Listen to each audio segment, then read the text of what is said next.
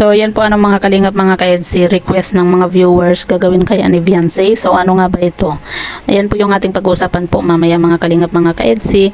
Pero bago po natin ipagpatuloy ang video ito, sa mga bago pa lang po sa ating munting channel, huwag po natin kalimutang suportahan ang ama ng kalingap, Kuya Val Santos Matubang at Kalingap Rab. At paunawa panoorin po muna ang full video bago mag-comment para malaman ang nilalaman nito.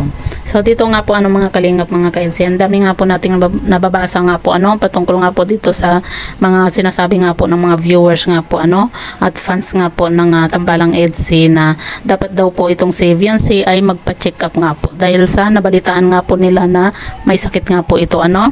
At yun nga po, syempre marami po ang nag-aalala nga po ano dahil nga po sa kanilang nabalitaan patungkol nga po dito sa kay Beyonce nga po. Syempre isa na din po tayo doon na nag-aalala din po tayo ano sa kalagayan nga po ni Beyonce.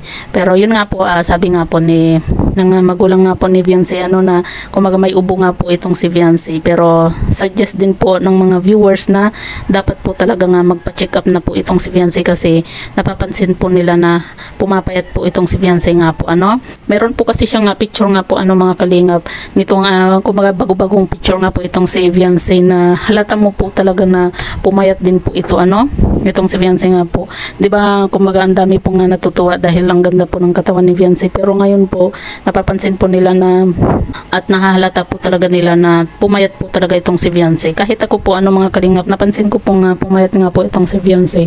Siguro dahil po sa pagod din po ano dahil nung nakaraan nga po fiesta sa kanilang barangay, tapos binyag din po ng kanyang kapatid nga po.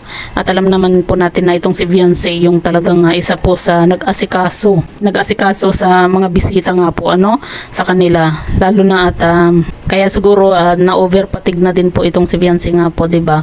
Kaya siguro pumayat po ito. Kaya napansin po ng karamihan nga po na pumayat nga po ito dahil sa sobrang pagod na din po. Pero yun nga po ano mga kalingap mga ka-EDC, dapat din po talaga na magpa-check up itong si Beyonce kasi kumbaga hindi po parang hindi po simpleng ubo lang po yung nararamdaman ni Beyonce, dahil nga po kung mapapansin nyo ano mga kalingap mga ka-EDC, yung mga vlog po ni Kalingap Rab sa Tambalang EDC nga po, kung mapapansin nyo itong si Beyonce lagi po siyang inuubo. Minsan pinipigilan lang po niyang umubo, diba? Tapos hinahawakan niya yung kanyang leeg nga po ano kapag yung siguro nangangati or ano, parang pinipigilan po niyang umubo nga po kasi syempre nasa harap po ng camera, diba? Kumaga nahihiya din po itong si Beyonce na umubo nga po sa harap nga po ng camera. Kaya yun nga po, sana sundin ni Beyonce na yung mga gusto nga po ng mga viewers ano na magpa-check up po siya para naman po mawala na po yung pag-alala po ng mga